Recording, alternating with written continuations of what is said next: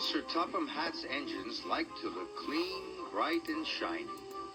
They love being washed down and having their brass polished until it gleams.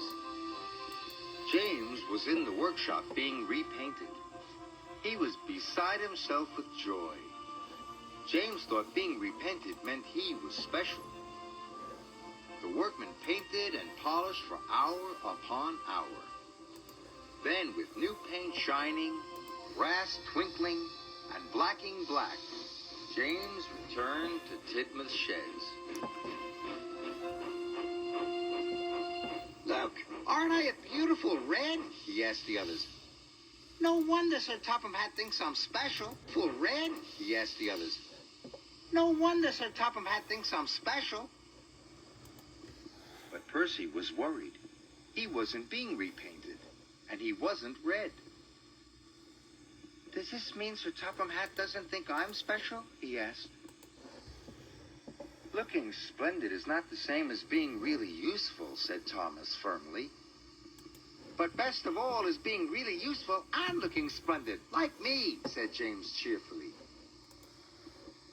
Before Thomas could say anything else, James closed his eyes and fell happily asleep. The next morning, all the engines were very busy. Percy was working at the coal plant. Thomas and Emily were taking passengers up and down the branch lines. Gordon was pulling the express. Gordon was pulling the express.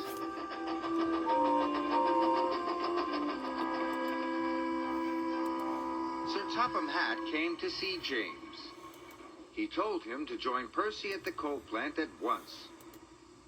The coal cars must reach Brendam docks before the boat sails, so no dilly-dallying, he said. Yes, sir, said James, and he set off at once.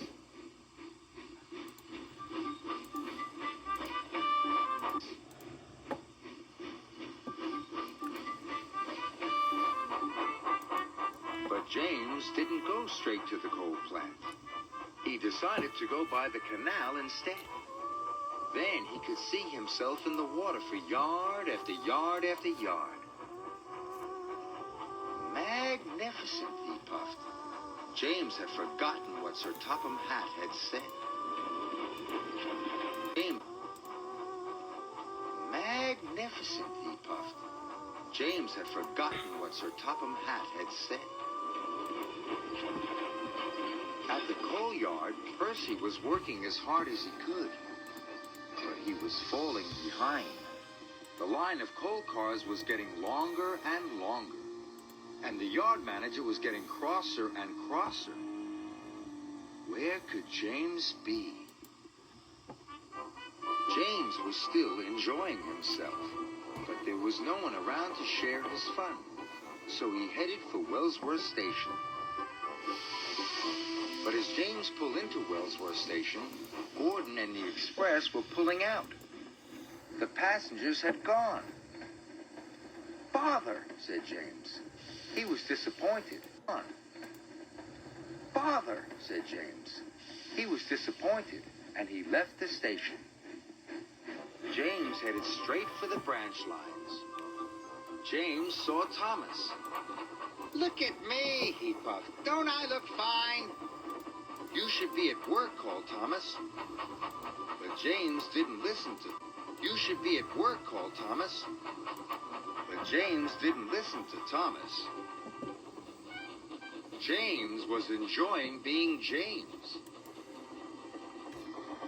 But Percy wasn't enjoying being Percy. James was enjoying being James. But Percy wasn't enjoying being Percy. He was trying his hardest, but the troublesome trucks were being very naughty. Poor Percy was almost worn out. Poor Percy was almost worn out. What will happen to the order now? Cried the yard manager. When James rolled into the coal plant, it was late in the afternoon. Percy was cross. So was the yard manager. Afternoon. Percy was cross. So was the yard manager. To make up for lost time, He said. you must take an extra long line of coal cars to the docks. James was delighted. The docks were always bustling with engines and people. It's the place to be seen, he said. It's the place to be seen, he said. The troublesome trucks are being very naughty, Warned Percy. But James still wasn't listening.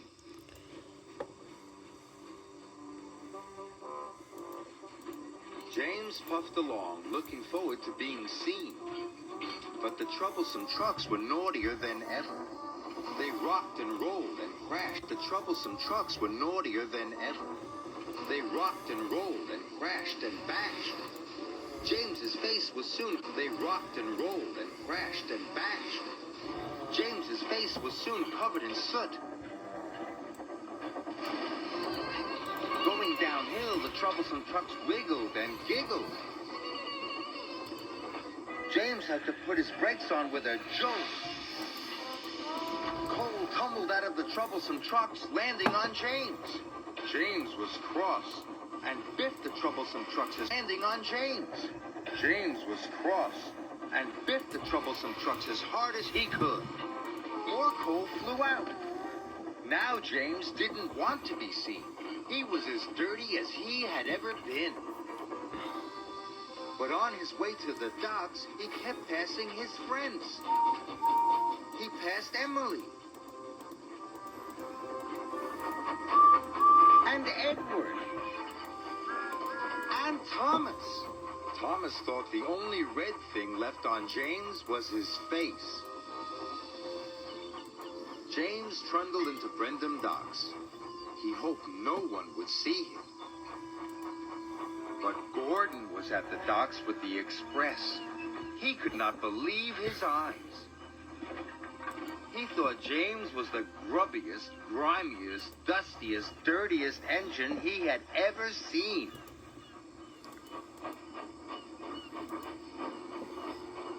Percy arrived safely with the last of the coal cars. I like your new coat of paint, he puffed cheekily. You do look splendid. James knew he should have listened. He didn't feel splendid anymore, but for the first time all day, James could hear clearly. He could hear the sound of the troublesome trucks giggling at him. And despite feeling foolish, even James had to smile.